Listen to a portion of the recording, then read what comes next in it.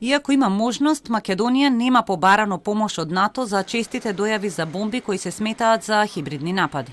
Алијансата е известена за тоа, но механизмите за помош може да се активираат само ако земјата формално испрати барање за помош, велат извори од Алијансата за Телма. Министерот за внатрешни вели дека се споделуваат информации и регионално и глобално, но тешко е да се открие кој ги испраќа дојавите. Сите меѓународни партнери се известуваат во однос на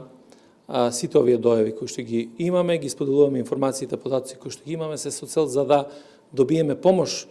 ако, како во конкретниот случај што беше со Швајцарија, имавме и Соединените Американски држави, имаме и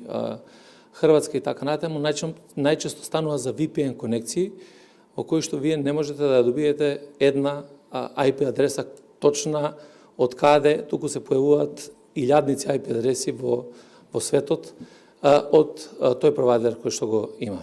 И председателот е во постојана комуникација со МВР, но засега не гледа потреба прашањето да се крива на ниво на Советот за безбедност, бидејќи, вели, институциите постојано работат на решавање на проблемот. Оперативниот, дневниот аспект, јас се уверувам дека, од она што го знам, знам, сите надлежни органи се максимално ангажирани и не дозволуваат